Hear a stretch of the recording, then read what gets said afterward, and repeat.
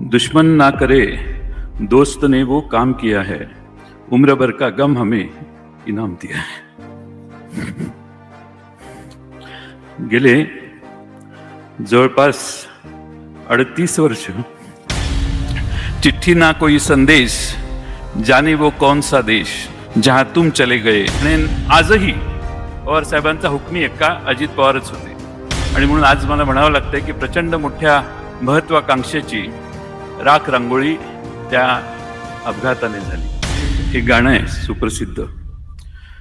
दुश्मन ना करे दोस्त ने वो काम किया है, उम्र भर का गम हमें इनाम दिया है. गेले जवळपास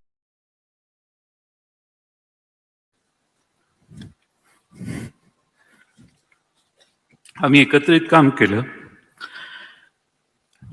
क्लासमेट म्हटलं की 10-12 वर्षाची साथ असते, पण मला आठवते 1991 पासून आम्ही विधानसभेच्या एका वर्गात जवळपास शेजारी शेजारी बसायचो. 1914 पासून तर शेजारी बसण्याचे प्रसंग अनेक आले. अनेक पैलू दादांचे आम्ही सगळ्यांनी जवळून पाहिले. माझ्याकडे तर प्रचंड आठवणी आहेत. खुल्या मनाचा, दिलदार मनाचा,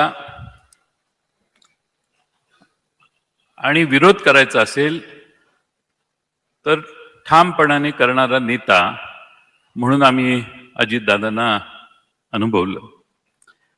राजकारणामध्ये गोड बोलावं लागतं, सर्वांना सांभाळून घ्यावं लागतं,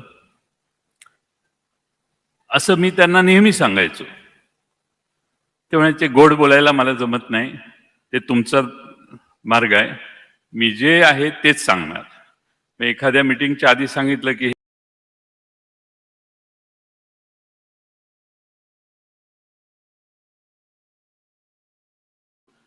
मला सांगायचे, आत्ताच सांगणार मी. एवढा ठामपणा मी महाराष्ट्रातल्या, देशातल्या कुठल्याही नेत्यामध्ये आजपर्यंत बघितला नाही. जे असेल ते समोर आणि रोखठोक. आणि म्हणून अजितदादांना, दादांच्या बद्दल एक घोषणा असायची, मी मगाशी सांगितलं, एकच वादा अजितदादा. आणि ते खरंच होतं की महाराष्ट्रातल्या सगळीकडे आम्ही जिथे जिथं त्यांच्यावर गेलो, जनतेला ही खात्री असायची आणि म्हणून जनताच घोषणा द्यायची, एकच.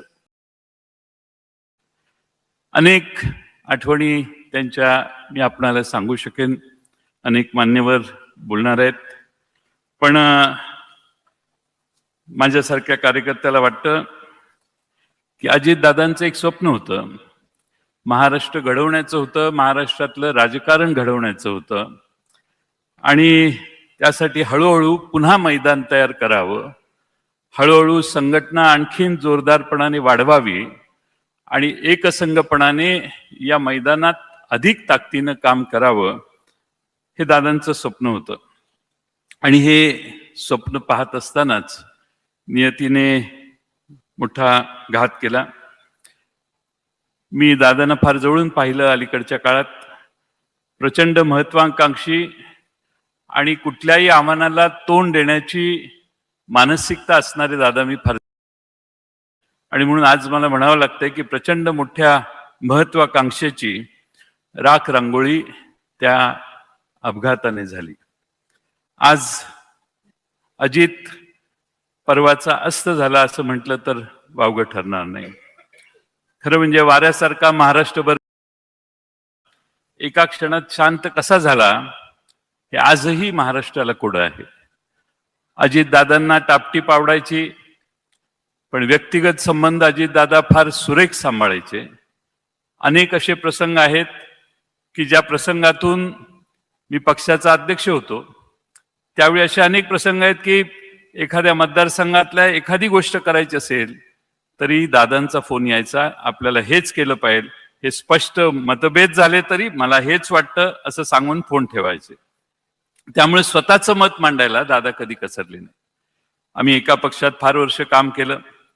काँग्रेस पक्षातून राष्ट्रवादी पक्षाची स्थापना झाली. आदरणीय शरद पवार साहेबांच्या नेतृत्वाखाली पवार साहेबांचे त्यांच्यावर प्रचंड मोठे संस्कार होते आणि मी फार जवळून बघितलं अलीकडच्या काळात की पवार साहेबांच्यावर त्यांचं प्रचंड प्रेम होतं. आज खरं म्हणजे पवार म्हणेन आजही पवार साहेबांचा हुकमी एक्का अजित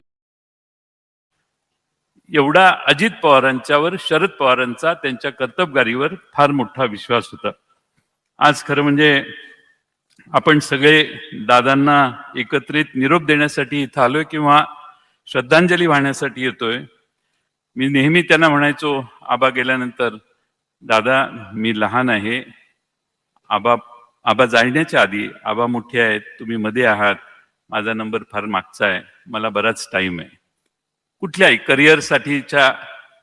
पण असं कधीही मनात आलं नाही की आबा जातील आणि त्यानंतर दादा देखील अचानकपणाने असे जातील. आणि म्हणून दादांना भावपूर्ण श्रद्धांजली मी अर्पण करतो.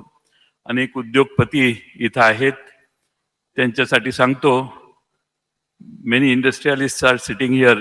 I would like to tell them, this man used to wake up at 5 o'clock. 6 o'clock he used to start his work. 6:15, 6:20 he used to be seen on the streets of Baramati or in any meeting where he used to call people and start meeting. माणसं 10 वाजता दिवस सुरू करतात, 12 वाजता दिवस सुरू करतात. The politicians usually start day by 9:30, 10, 11. But this man used to start day at 6 o'clock. एवढा कष्ट घेणारा, सकाळी 6 वाजल्यापासून संध्याकाळी 10-11 वाजेपर्यंत काम करणारा, ज्या माणसाला महाराष्ट्रात नाही देशात तोड नाही असा हा नेता होता. आणि म्हणून आज त्यांच्याविषयी आदरांजली वाहताना आम्हालाही फार दुःख होतंय. आपल्या सगळ्यांनाच दुःख आहे. आणि हा जो धक्का आपल्याला बसलेला आहे तो मला नाही वाटत कधी महाराष्ट्राच्या राजकारणातनं आपण कधी विसरू शकू. दादा गेल्याने महाराष्ट्राची मोठी हानी झाली. महाराष्ट्राचा अर्थसंकल्प 11 वेळा त्यांनी मांडला. मगाशीच आकडेवारी पाहिली. ही जी सगळी प्रगती महाराष्ट्राची झाली त्याचे एक साक्षीदार आणि प्रमुख भूमिका बजावणारे दादा होते. आणि म्हणून आज ज्याला स्वतःचा मतदारसंघ बांधायचा आहे, ज्याला स्वतःच्या मतदारसंघाचा विकास करायचा आहे, त्याने एकदा तरी आयुष्यात बारामतीला जाऊन विकास काय असतो हे पाहिलं पाहिजे. आणि म्हणून दादांनी स्वतःच्या बारामतीची काळजी घेतली आणि महाराष्ट्राची काळजी घेतली. असा नेता पुन्हा होणे नाही. आणि म्हणून जाताना मी एवढेच म्हणतो, चिट्ठी ना कोई संदेश जाने वो कौन सा देश, चिट्ठी ना कोई संदेश जाने वो कौन सा देश, जहां तुम चले गए एक आह भरी होगी, एक आह भरी होगी, हमने ना सुनी होगी, जाते जाते तुमने. धन्यवाद.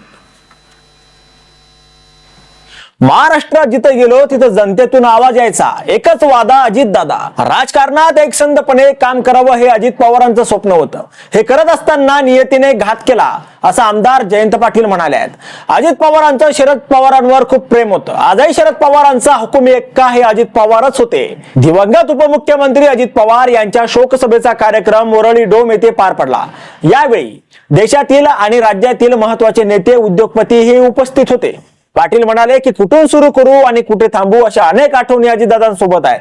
1991 पासून आमची राजकीय कारकीर्द जवळपास एकत्र सुरू झाली आहे. त्यानंतर सभागृहातही आम्ही एकत्रच बसायचो. 2014 पासून तर शेजारी बसण्याचे अनेक प्रसंग आहेत. खुल्या मनाचा, दिलदार मनाचा आणि विरोध करायचा असेल तर ठामपणे विरोध करणारा नेता म्हणून अजित पवारांकडे पाहिलं जात आहे. राजकारणात गोड बोलावं लागतं असं अजितदादांना आम्ही सांगायचो. यावेळी ते म्हणाले की गोड तुम्ही बोला, ते माझ्या स्वभावात नाही. इतकं रोखटोकपणे अजितदादा बोलायचे असं जयंत पाटील म्हणाले. पाटील म्हणाले की राजकारणात पुन्हा एकसंधपणे काम करायचं, पुन्हा एकदा एकत्र येऊन हळूहळू संघटना मजबूत करायचं धोरण अजित पवारांनी स्वीकारलं होतं. पुन्हा एकदा नव्याने काम सुरू करावं असं अजितदादांचं स्वप्न होतं. पण हे सगळं होत असताना नियतीने घात केला. आबा गेल्यानंतर मी सतत म्हणायचो की आबा ज्येष्ठ आहेत, ते पुढे आहेत, त्यानंतर तुम्ही आणि मग मी असेल. मी करिअरच्या बाबत बोलायचो. मात्र हे असं होईल असं वाटलं नव्हतं. दादांनी स्वतःच्या बारामतीची काळजी घेतली, महाराष्ट्राची काळजी देखील घेतली. शरद पवारांवर त्यांचं खूप प्रेम होतं. आजही शरद पवारांचा हुकुम एक्का हा अजित पवारच आहे. अजित पवारांना टापटीप पण आवडायचं. एखाद्या मतदारसंघातील एखादं काम करायचं असेल तर स्पष्टपणे फोन करून सांगायचे. अजित पवारांना जे करायचं असायचं ते करायचं, असं जयंत पाटील यांनी